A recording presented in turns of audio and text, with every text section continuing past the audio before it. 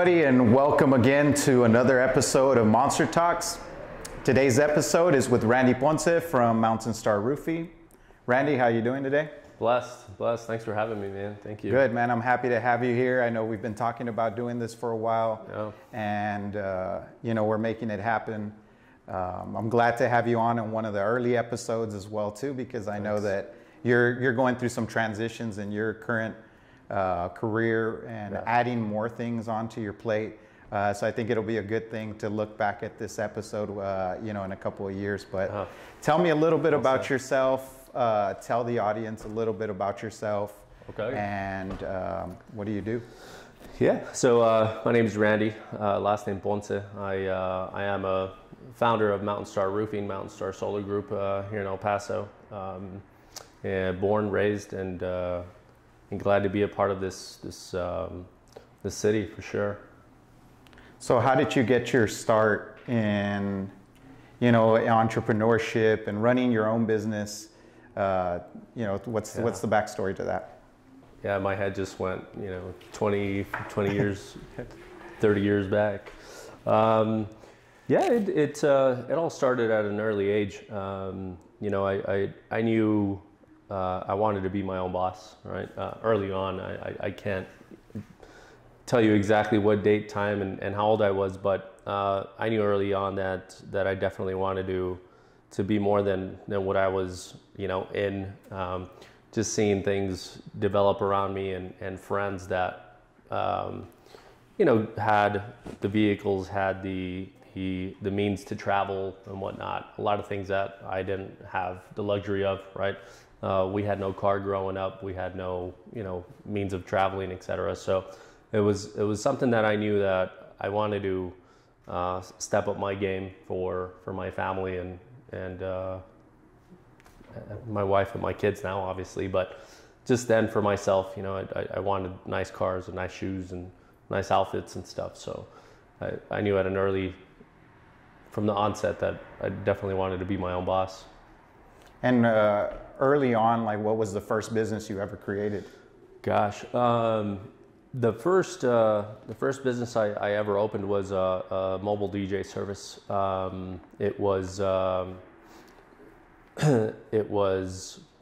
I worked for a gentleman who owned a mobile DJ service, so I would DJ with him.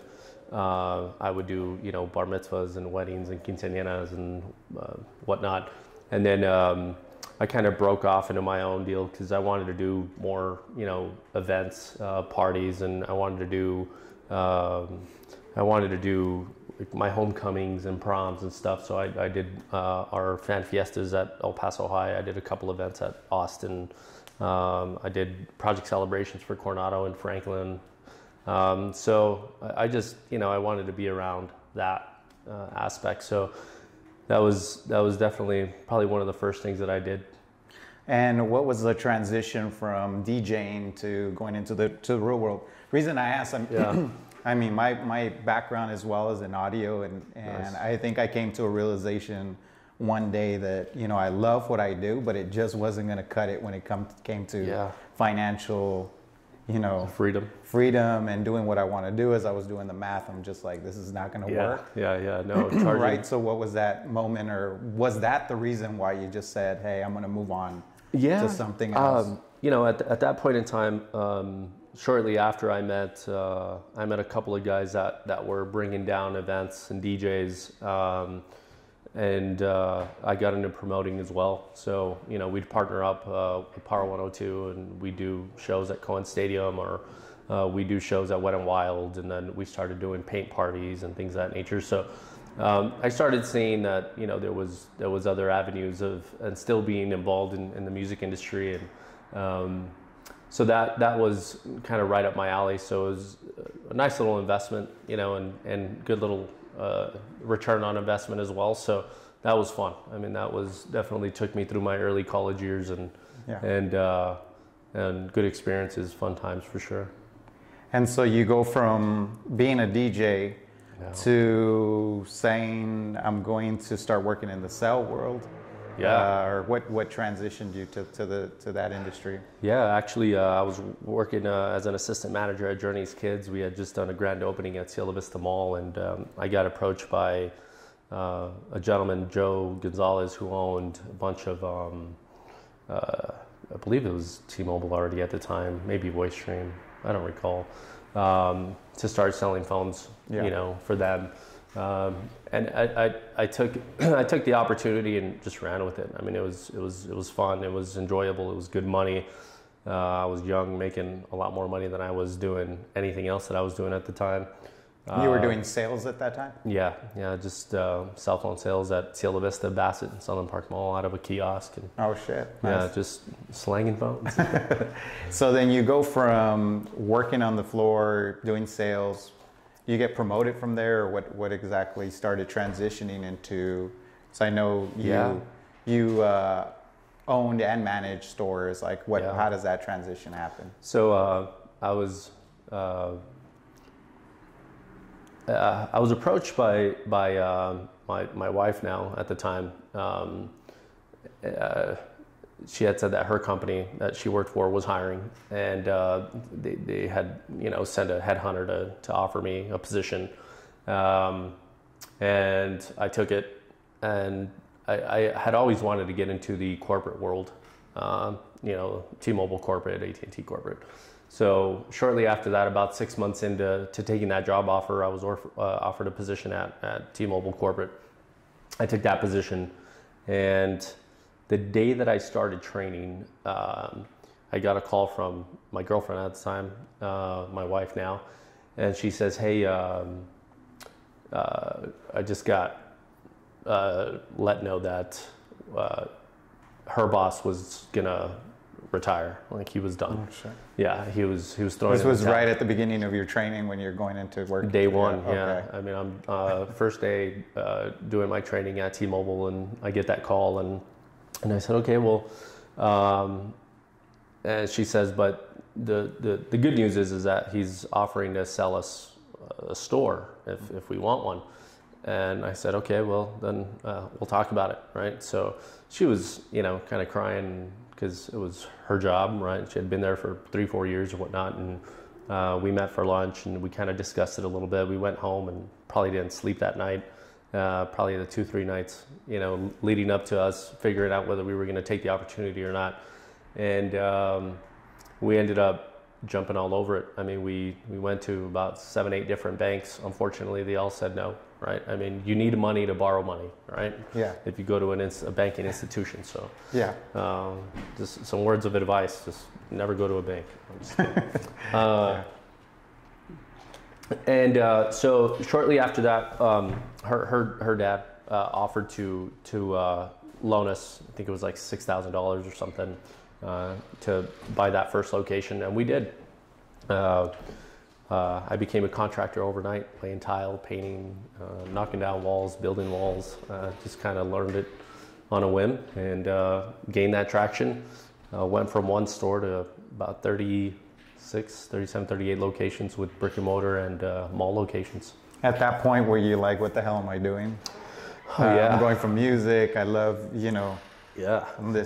this party life, and things are happening good over here. Like, what am I doing? Like, here, I'm stuck in here painting a cell phone store. Yeah, the first couple weeks were brutal. I'd say the first 3 months, because back then, our commissions were paid out quarterly. They weren't paid out every week or every month.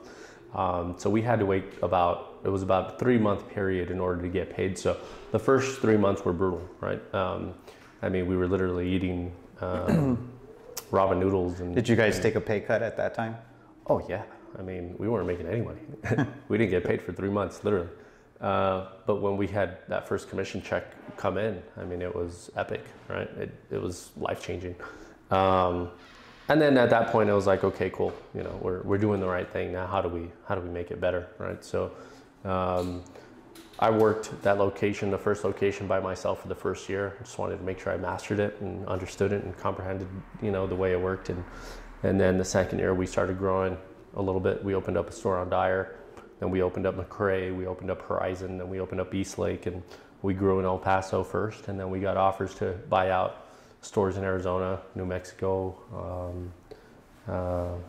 East Texas, and then we grew to Ohio, Western Pennsylvania, Pittsburgh.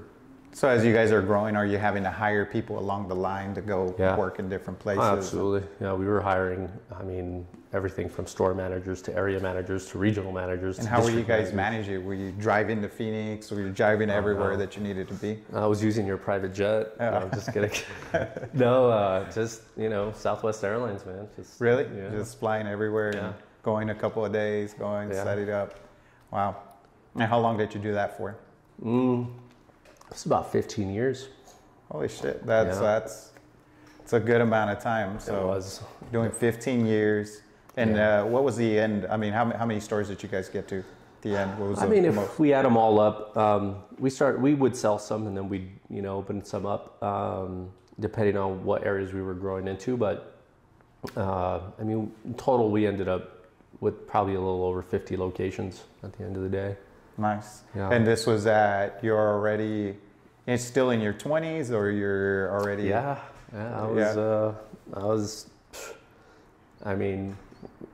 I must have been 24, probably 23, 24, 25. And then till just maybe 5 years ago when we sold. So when you guys are getting started, are you guys teaching yourself all of this stuff, or you're like, how are you navigating through like all the taxes and the setup of the establishing the organization? Like, right. Did you guys do all that on your own, or was this something that you had help with, or? At first, we set everything up on our own. Once we started growing, we had to get a good, legal team going. We got good insurance, because things happen.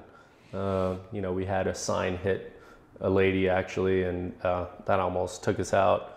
Wow. We had a kid stick he stuck a screwdriver or something in an outlet. And it's just... Yeah, there's so many things that happen when you're doing business that have nothing to do with what you're doing with your business, right? That could put you out of business. Exactly. And that's one of the things, like when I talk to people, when they ask me questions about, well, what's something that you didn't know about, right?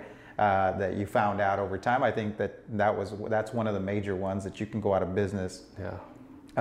With things that have nothing to do with your business, so like taxes or like insurance claims or things like that you have to navigate through, and you should always plan for that, right, in your business journey, and make sure that you're foreseeing things that may happen that have nothing to do with you being good at what you do, right? Oh, of course. Yeah, you've got to have a good support system. I tell any young or entrepreneur, you got to have yourself a good attorney. You got to have yourself good insurance, and because you never know. It may seem like everything's on a high, but there's going to be that point in time where something will always try to bring you down, regardless of how great you're doing. The thing that I see that's really cool about your dynamic, or what you've created, is that you and Gloria have been on this journey since day one, or since you guys started this business, which is rare to find, even a partnership, whether it be between husband or wife, or whether it be just two people, to find something that gels, that you guys can make happen, because it is difficult to be able to get to that level, even by yourself. Oh, absolutely. When you bring in more people, it gets more complicated. Let alone a partner. Yeah, exactly, right? So that part of me I always find intriguing, because you guys have done a great job, because you guys complement each other in your strengths, and I think that's important as well, right? So you guys are not stepping on each other's toes. You're like, you're in charge of this, I'm doing this, right? So tell me a little bit, like, so you're in the cell phone world, and you guys come to this. What was it? Was it a realization? Was it you saw a TV commercial? You were inspired by something that decided, I'm going to go into roofing? And why roofing out of all, like? Yeah, a lot of things transpired. We had grown to a good number, right? There was a revenue number that I wanted to get to in my head, right? Which at that point I thought was like, wow, that's a lot of money, right? Looking back now, I'm like, I've always set goals for myself, right? Always. I think it's imperative to growth. But a couple of things occurred. My daughter, my third daughter had just been born, and I felt like I was spending way too much time away from my first two, right, Randy and Riley, and I said, look, not now with Reese. I feel like I need to get back home, and I was traveling for, sometimes up to like 2 to 3 weeks at a time. I mean, I'd fly back for a day or two, but then we'd go back because we'd be doing grand openings, back to back to back to back, and I'd be there for like 2 days at this location, just make sure everything was good. Same thing here, same thing there. So I knew then that it was time for me to find something here local to do, and I had a little bit of construction background because we had our own little construction company, Mountain Star General Contractors, that we used to build out our cell phone stores, right? So we'd fly a crew out, they'd build out the store, and then we'd build out the next store. So we'd grand opening here, build out that one, grand opening here, build out that one, grand opening here. So I was like, maybe you do GC work, right? So then we did that here for about a year, but it was tedious, right? It was like, Randy, this tile piece is just a little off, right? Yeah. And I was like, I get it, right? It's your home. You want it to be meticulous. You want it to be perfect, but it was just not something that I wanted to deal with on a daily, weekly, monthly basis. So I needed to find a niche that could keep me busy, but at the same time, not so tedious. You obviously attention to detail regardless of what you do, but it just. So then I started looking into HVAC, right? So we built a Mountain Star refrigerated air, and then the roofing company came on accident. There was a commercial job. Actually, that's how I met you. A commercial job that we were doing. We were redoing the inside of a iHeart, and then it led us into the roofing side. Yeah. So we assisted through that, and it was fun. Just the ability to help clients through insurance claims and learning the insurance side of it, and how the industries have evolved from even 10 years ago, 20, 30, 40, 50 years ago. It's just like night and day.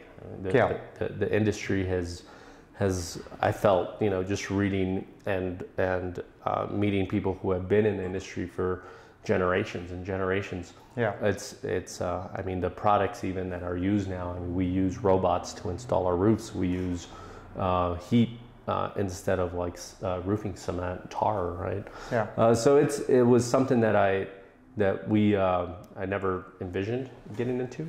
Yeah. But it's definitely a industry that needed what we do and how we do things. So that was like your first official job, that job?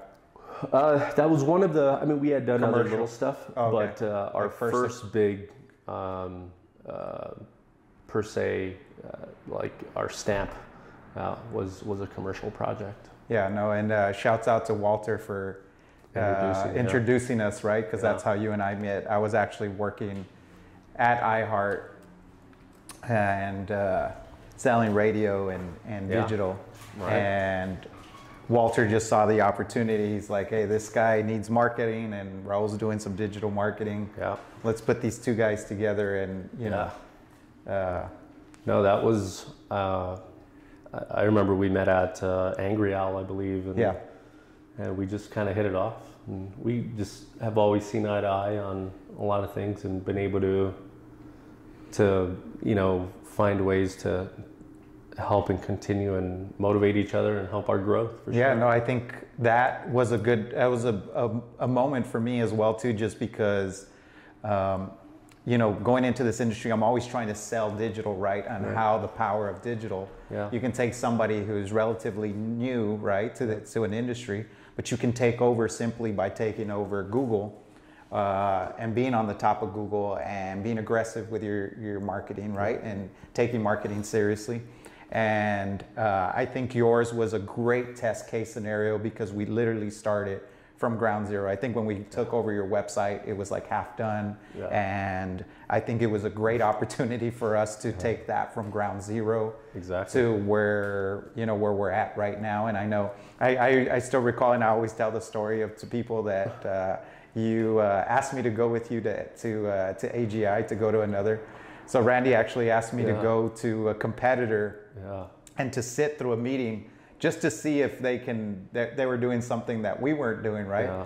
And so I was like, this motherfucker, like making me go to, like, you know, here I am, I'm an owner of another company, right? And I'm sitting through a meeting with like 7 or 8 people, which I thought was ridiculous as well, right? We're sitting there and we're going through this meeting, and not to talk bad about any other company, but like I said, we're sitting there and I'm just like I'm trying to keep my mouth shut because it's hard for me to keep my mouth shut when I don't agree with something. Right. Yeah. And we go through this meeting, and I remember, like, as we walk out, they gave us a quote. I think they threw a number to us, like it was some crazy number. Yeah. We walked out, and I remember you saying, "All right, let's get to work."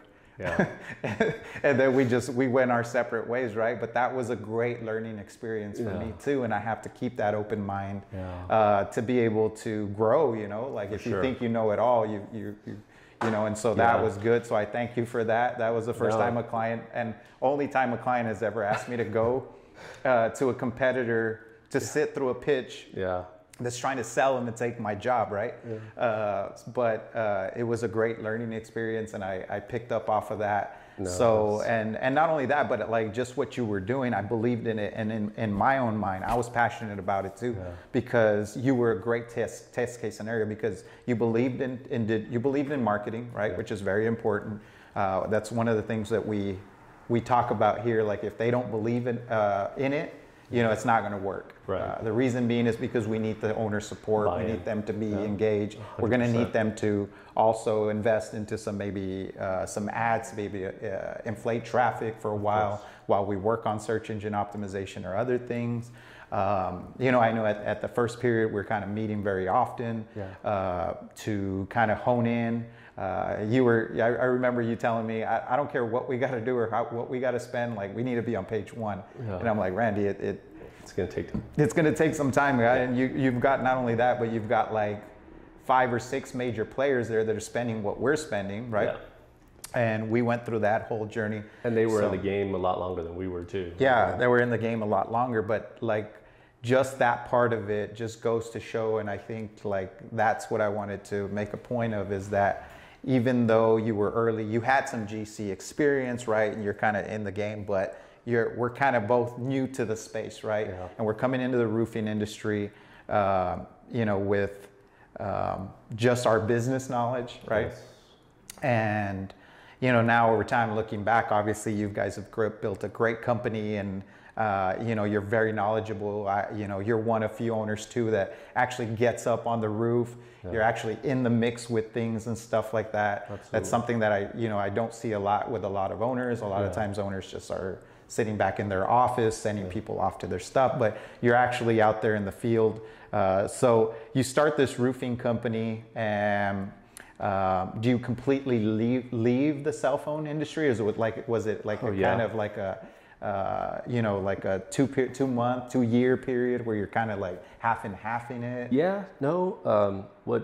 What ended up happening was we started selling our cell phone stores in clusters, right? 4 stores there, 6 stores here, so on and so forth. And during that time, we had the GC company, and it was fine, right? We were probably generating in and around the same amount of revenue that we were generating. So, only doing your jobs, or were you doing outside jobs as well too? No, just our stuff. Okay. Yeah, just doing the GC stuff, kitchen remodel, bathroom remodels, tile installations. I mean, we were buying single family stuff and kind of flipping, doing a little bit of that. So the revenue was in and around the same. So we decided to sell off the rest of the locations, and then shortly after that, or we probably had maybe still under 10 locations when we decided to go into 110% roofing, which you know, we put kind of a lot of our eggs into that basket and just hit the ground running with it and really took that bull by the horn and made sure that at that point you and I were involved, and we were like, all right, this is what we got to do. And we really took all hands on deck approach and made it to what it is now. Yeah, you guys have worked it hard. You know, early morning, late nights, working on it. You know, you and I having conversations at 10 o'clock at night about what ads, what are we running, what's next, you know, that whole thing. Yep. You know, how important is it for owners to stick with stuff? I mean, because I think that's a big thing, right? Somebody goes into something year one, they're like, oh, well, sales. Like, what should an owner anticipate now that you've grown? You know, this is probably your fifth entity that you're building out, right?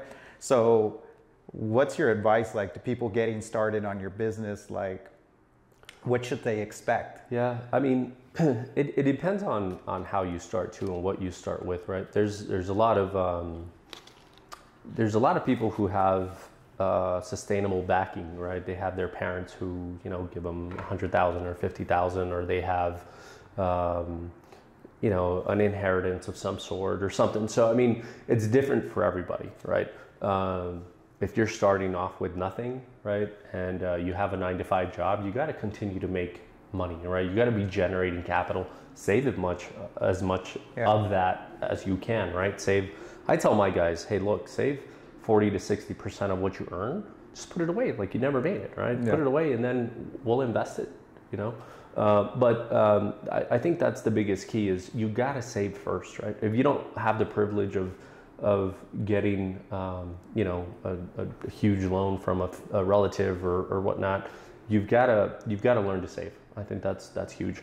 Once you've done that and you have the capital to be able to still work your job and build something alongside, then at that point you've got momentum, you know, that you're able to create something. And it's not as, you're not just throwing something up against the wall and hoping it sticks, right? Now you're still working your 9-to-5 per se, but you're starting to build something for yourself, right? Yep. And then eventually you could leave your 9-to-5, right? It's not something that you're just hoping and praying that what you were working on those last 2-3 months is going to work, right? Now it's because everything takes time, right? You've got to, but if you're, you know, if you're losing sleep at night because you left your 9-to-5, right, and you're only focused on this, and it's not generating the income that you expected on your first month or second or third month, well, you know, it's not always hunky dory, right? Like you may lose your tail the first year, right? So it's one of those endeavors where you got to be careful, but you've got to put in the time and the energy and the effort. You know, if you do have a 9-to-5, then you're working this one from 6 to 2 in the morning. Right? I mean, I'm smiling as you're saying that because I literally, when we started Monsterlink, I worked a full-time job for 5 years. I remember that. While I ran the business for 5 years, right? Because I had to pay the employees. So basically anything we made from the business was basically paid out to the people working for the business. And myself, I was basically supporting myself and my family with my 9-to-5, right? So yeah, it's difficult. And then at what point do you say, oh shit, I give up? Or, you know, like it's tough when you don't have that capital, everything's coming out. And in some cases you can end up upside down, right? Exactly. You can end up owing more money. You're like, how did I work so many hours and I ended up owing? So that is an important thing. So you guys know we're sharing some of this stuff. So if you're trying to start your business that you know, it may take 5 years, man, for you just to get to the point where you're working on your own. Like Randy says, if you don't have capital, you don't have somebody supporting you with capital, you're going to need to be generating that capital to be able to put it back into what you're working on. So it takes time. So be patient with that. So so you get going, right? You're going with the roofing, and I'm trying to, like, it's been hard for me to keep up with you too, because like every time I see you're into something new, and I'm sure it drives your wife crazy. I know, like my family, they get, you know, I've got always these ideas, and you know, that's really, I think, what makes us good entrepreneurs, right? That we're visionary. Like in your journey that you've gone through, like when are you getting these ideas, or how do you come up with this stuff? Like, is it something that you're just like at dinner and you're like, or somebody says something and they're just like, you know, it's funny you asked that. A lot of my ideas come in different, some ideas that I'll get when I swim or when I meditate or when I do yoga or when when I'm in bed, right? My wife gets on me about just don't get back on your phone, right? Yeah. Like if and my neighbor actually, Marco, gave me this great idea. He says, you gotta have a notepad at your bedside and just write it down. Even if it's in the dark, just write it down. You'll remember. You'll make sense of it, right, when you read it in the morning. But just don't pick up your phone. So, but ideas come at random times, or people that I'll meet that are in a space that I've maybe longed into getting into or considered getting into. I always try to learn from the best, right? Like just with marketing. I mean, I had to become a marketing expert a little bit, just because you have to know how to sell and you have to learn how to market, right? If you're going to run any company, I feel. But these ideas, I'd say, just it all depends on on where my mind frame is, I guess you could say, and it just depends on what I'm looking to accomplish and to approach, and then I just take that deep dive sometimes and run with it sometimes, and sometimes it's like, never mind, right? Yeah. No, I've had a lot of those moments, and I think a lot of people are scared to fail, right? So we're scared to announce that we're doing something. So we don't want to look like an idiot, like we didn't do it. Yeah, exactly. At this point in my life, I really don't care, right? Like I know that I'm gonna miss a lot of shots, right? And sometimes I hit. Right. So I go through stuff. Sometimes I go through an idea, and sometimes it takes months, right? That you're prepping and you're doing all this stuff, and then you're just like hit a brick wall, right? And so as you're going through this transition and you've set up your business, you've got Mountain Star going, start doing the refrigerated air side of things, right?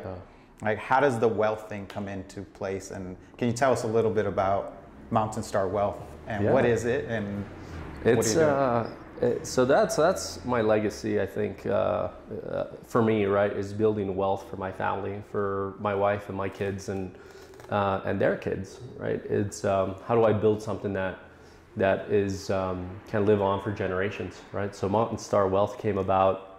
I got involved in the real estate side a couple years back, right? Maybe 5, 7, 10 years ago, and bought my first rental property and had that. And I've always wanted to buy more real estate, right? Was kind of my end goal, right? At first I was like, well, maybe I should become a real estate agent, but then, after doing more research, and you're held to a lot more, you're held at a higher, what's the word I'm looking for? If you screw something up, you're done. Right? Yeah. You lose your license. And it's people's money. Yeah, right? Exactly. You're in trouble. So basically, I started investing passively into deals, and now I'm just trying to grow my portfolio to be able to maintain and to grow the Mountain Star Wealth side of it for that mainly, right, for myself and my team, my guys and my family and the people around me, for sure. Yeah, and with this Mountain Star Wealth, I know we've discussed, blockchain, NFTs. Yeah. That's one of the things that I love about you too, is that you're always like looking far ahead as well, right? And as entrepreneurs, that's like super important, like that you're not only handling business in the now, but that you're looking at what it's going to be 5 to 10 years from now. How's the industry going to change in the next 5 to 10 years? And so how important is it, for people to be looking into the future, like with their business, with stuff, looking into and taking a percentage of what they're doing and to experimenting, right? Yeah, that's something that I think you and I collaborate a lot on, and we kind of bounce ideas back and forth onto, hey, well, what's next? What's on your plate, right? What are you doing next? And I think it's extremely important, right? And I ask you this all the time as far as the marketing side, like, hey, where where should we be in, in the next 3 months, 6 months, in the next year or two? Because, yeah, we could look at SEO or PPC campaigns or whatever the case may be at that point in time that's hot, but we got to think ahead to stay ahead of the curve, right? Because if you're not adapting, you're going to lose.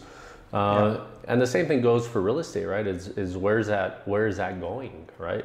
I honestly feel and believe that banks won't be what they are, in the near future. Real estate agents are going to be non-existent, I feel. Title companies, wiped out, right? It's just how it is. It's where, it's where we're going. So we're thinking, how do we capitalize on that, right? And other individuals that are in our space, right? Thankfully, I've gotten to meet a lot of guys and girls in the real estate space that are, their portfolios are 200 million, $500 million. I mean, I know a couple of guys that are over $1 billion in their portfolios, and it's nice to learn from people who are doing it at a higher level, right? Who have been doing it for a long time, who are willing to mentor you and coach you and develop you. And they see the drive too, right? I bring something to the table too, right? It's not just take. It's like, hey, well, how can I help you, right? Oh, well, hey, my foreman needs help with, understanding what's going on with this roof or solar. Hey, what do you think about the solar? Adding solar to my properties or whatnot. So it's not always, what you can do for someone else. It's, it's not what they can do for you. It's what you can. Yeah, and I always see you coming back with always like new mentorship. You're always meeting people, so you're always, taking on new mentors and people that are helping you navigate. Absolutely. That's how you become smarter quicker, you know. So it's something that I always highly recommend to people. Just like, hey man, like you don't even at our stage in the game, even if you're running a business, you're successful. You're still always looking for stuff. I'm always reading books. I'm always listening to podcasts. Exactly. I'm always talking to other entrepreneurs like yourself and, trying to understand what's going on. Even if it's a 5-10 minute conversation that we have, we pick up, it just sparks from there, right? And that's how we're talking about, possible investments into the blockchain with real estate and offering opportunities for other people to invest, because I think that is the future, where you don't have to be an accredited investor with $100,000 to invest, where you can be just a normal person, but maybe have $1,000 in the bank, but you want to start getting your feet wet into property ownership, and you want to own a percentage. This is where I think companies like, the companies we've been looking at are doing well, and or on blockchain they're doing. They're changing the game with what's going on, right? Oh, they're doing really well. Yeah, so things are going really well and things are changing. So that's something definitely that I think is an opportunity for people like us, that we're positioned right to make these moves. You're already in the industry. You already have the background of business. This is why it's so important to, to be able to be in that position to make that moves. I think that's... You have to be there to meet the opportunity, right? If you're not prepared for the opportunity, and the opportunity it's going to pass you by, right? So it's important that you grow your community, that you invest in yourself, you do stuff like that. What's like a good, what's one of the number one tips you give out to young entrepreneurs or people that are trying to get into business, when they ask you like, hey, what's one thing that you can tell me, or a couple of things that you can tell me that is important for me to know when I go into business? I think most importantly, you got to put in the work. That comes first and foremost, right? You can't rely on other people to put in the work for you at the beginning, especially, right? You've got to learn it, and you've got to be able to spit it out, without a doubt in your mind that every aspect of it, right? Otherwise, somebody can come in and disrupt whatever you've already gained, right? By messing something up, if you're not able to catch, like, hey, no, that's not the way it's gonna be done. So that's number one, is just you got to put in the work. Second, I would say is you got to stick with it. It's not going to come easy. It may, right? But not all things are created easy, right? If it were easy, then everybody would do it, right? If entrepreneurship was just was something that everybody and anybody could do, then it wouldn't be what it is, right? I mean, you've got to put in the time, you've got to put in the work, and you can't be afraid to take additional risks, right? Because that's what makes entrepreneurs who are what they are. So looking back now at everything that you've created, all the businesses that you've created, what's been like one of the most challenging things you've had to deal with? Or what's one of the things that you didn't expect and it's like, oh shit, like this is something that, I know for me it's been scaling, right? Yeah. Because you're trying to educate yourself, you're trying to duplicate that success on a major, on a bigger scale. But it takes time, right? Just like building the business, it takes time to scale the business. Well, of course. What would be something that you can share that? Yeah, I think scaling anything, especially if it's something that's a startup, right? That you start from scratch, is scaling, putting the right people in the positions where they're going to win, right? I think probably the biggest hurdle for me was just bringing in my friends, originally thinking that they were gonna be able to help me with my vision, and it's like, no man, like you got to bring people in that understand that it's gonna take grit, right, and work. I think that was probably one of the biggest things, because I've always been the person that wants to help everybody, right? It's like, hey, look, I mean, everybody deserves a shot. Everybody deserves a chance, and if you can help this person out or that person out, then you're going to become better because of it. But sometimes, like, they don't always have your interest, your best interest, right? It's what's in it for them.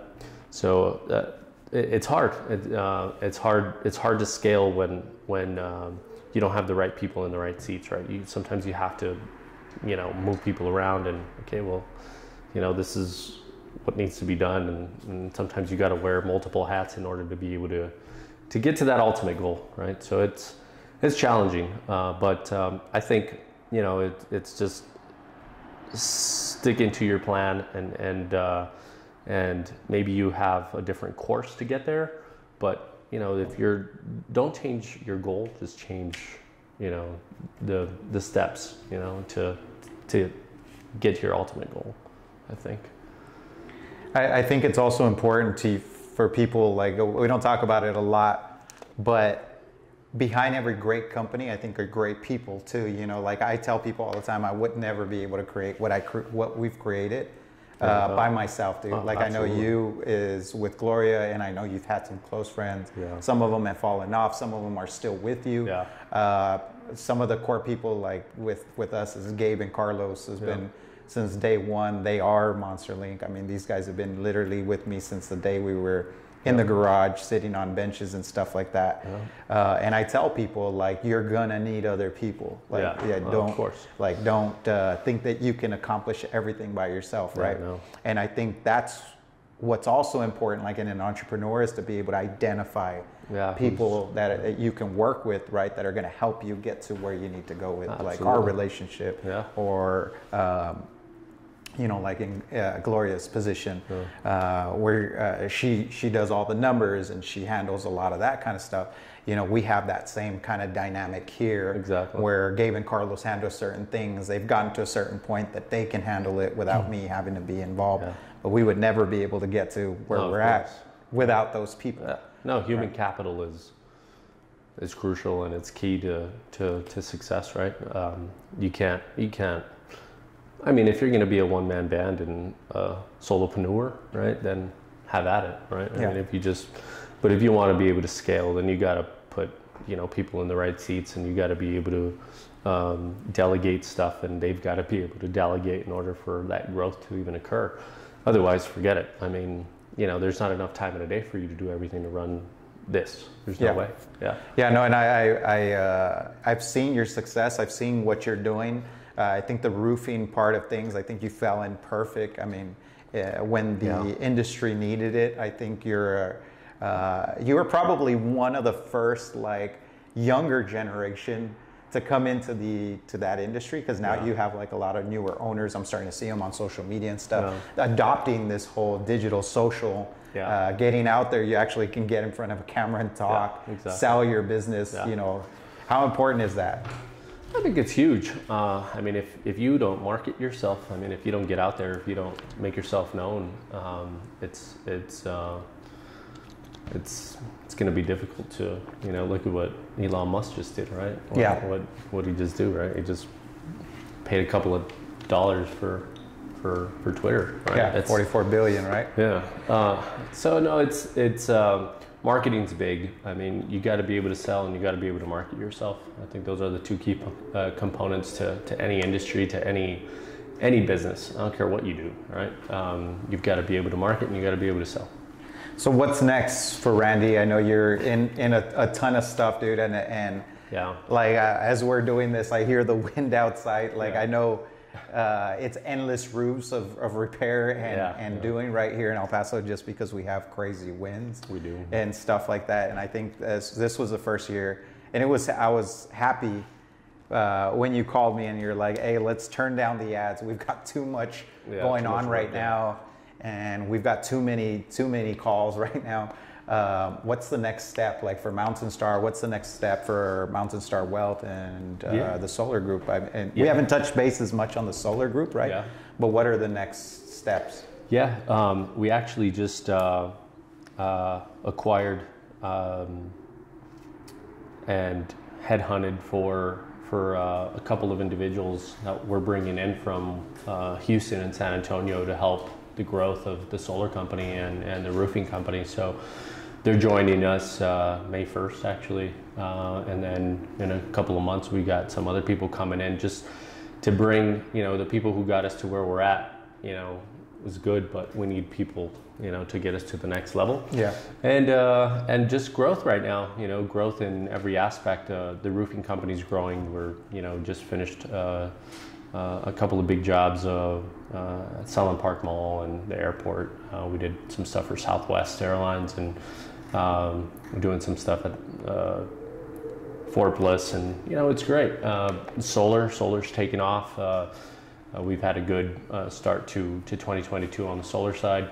It's been great, but definitely we're going to continue on our up, you know, that trajectory on growing the solar side and the roofing side, and building the wealth side for the people around us mainly, right? Like I want to, you know, it's not the name of the game isn't just to get to the top by yourself, right? It's how many people can you bring along with you, and that's my end game, is, you know, bringing everybody that's been along the ride, whether it's on the wireless side, on the roofing side, on the solar side, up with me to invest on the real estate side eventually, and kind of like we've been talking about, right? Like how do we get the, you know, the individuals who don't have $100,000 to invest, right?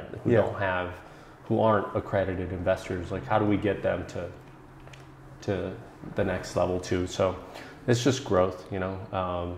Got to continue reading. I got to continue educating myself and surrounding myself with good people that believe in me and believe in my growth, and hopefully it all works out. The other thing, dude, that I admire about you is that you're passionate about El Paso. That's like one thing, like you could have easily left El Paso a long time ago. Oh yeah. You know, and probably done twice as good in a bigger city. But that's one thing that I admire about you, because you're here trucking away with people like me that I'm like stubborn, like, no, we're going to bring up El Paso. Right. I always get approached by people that are like, well, we should just hire cheap labor and do this and do that. But I'm always like, I'm trying to create opportunities for people here. Like, I know I'm big on pushing like tech for El Paso and bringing those technical opportunities here to El Paso. So that's one thing that I picked up right off the bat from you. Like, it was all about the city. I know you're passionate about, you know, you went to El Paso High, and you're passionate about even contributing back to your alumni. You so I see that about you. So I appreciate that about you, because we need more of that, here in our city. We need more people that are like, no, we're going to make it happen here. And there is opportunity. There is, there are entrepreneurs that are looking to take El Paso to the next level and to compete. So people don't always make their comment about El Paso that we're behind the curve, right? Yeah, we may be, but I think, with individuals like yourself and individuals who maybe have left and build some more knowledge and some wealth, and can, are able to come back and open up, companies or launch certain products that put us on the map is huge, right? So I think it's we're making strides and steps into the right direction here, and El Paso's been growing like crazy. It's just bizarre, but we just hope to be a part of it, man. It's my definitely. Too, I want to share with you guys. Randy's soon. We're going to be supporting Randy in his video and supporting his company and the wealth side of things, where we're able to follow him around, and kind of you guys can get some behind the scene stuff of what it means to close deals, like having these are meetings. This is kind of like a normal meeting for us, him and I just having these discussions. This is kind of like how it goes down, but you'll be seeing a lot more of his journey, and you'll be able to follow it, because we're going to be documenting and helping him document that journey. And I'm excited to see what you do with it. I'm excited for us to work together and possibly doing something on the blockchain side of things in the real estate world. It's coming. So follow him. If you guys haven't yet, follow Mountain Star Roofing on Instagram, on Facebook. I know we're getting the TikTok up and going, and as well follow his personal pages at Randy Ponce. So he shares a lot on both of them. But if you actually want to follow, and you guys are into real estate, you're into just entrepreneurship in general, follow him, because he's going to be sharing a lot of good stuff. He's already sharing a lot of good things on his page. So go check him out, Randy Ponce. Official. Yeah, official Randy Ponce. And then also Mountain Star Roofing on Facebook and Instagram, right? Yes, sir. Devin, where are we at with time? 52 minutes. All right, cool. So we're about the hour mark and stuff. But anything else that you would like to share? I mean, these talks, man, they go so quick. Like every time I sit down, like the last one we did, it went by so quick. There's so many questions that I have. There's like stuff that I want to dive into that I'm personally curious about, stuff that you've done. I know earlier you and I were discussing like how to move funds and stuff, because I think there's an art to it too. There is. And so we're kind of trading stories like that. And I think we need to share more of that kind of information, especially here in El Paso, because I think, that's really the building blocks of what we need to do to build. Because as we all build wealth, we got to figure out ways to keep that money, keep that in our pockets, right? Yeah. And then find out ways to continue making money on your money, right? Yeah. And we also look to help people and stuff like that you and I both have in common. So that's why we're doing these episodes, and Absolutely. we're taking time out of our busy day, blocking time off to be able to help and to educate. So I think definitely, I'm definitely going to want to have a round two. You and I are going to continue working together. So we're going to definitely have to come back to the table. What's something that you would like to share that maybe we didn't cover that you think would be helpful to somebody looking to get into business, or somebody that has their business and they're probably looking at their bank account and saying, what the hell am I doing? Yeah. I think the two biggest things is having a good accountant, right? Having a good tax accountant.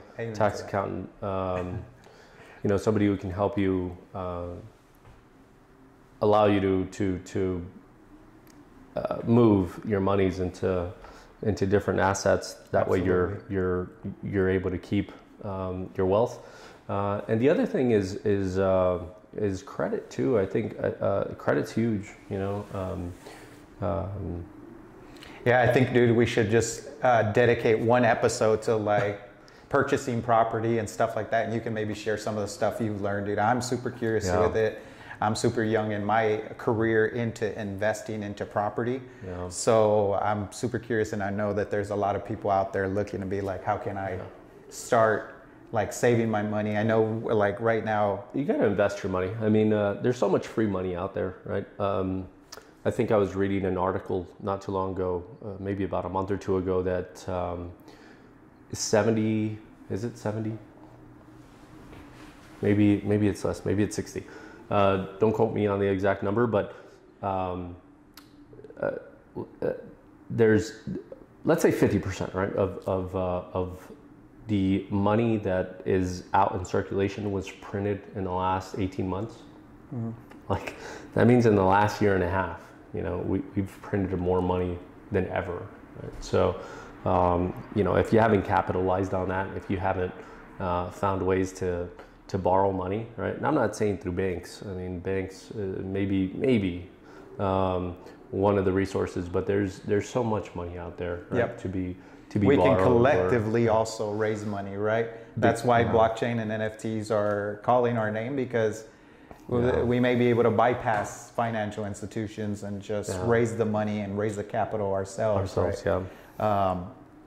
But yeah, no, dude, I think I'm really excited. I'm really happy. Like, looking back, just seeing everything, feels like yesterday, right?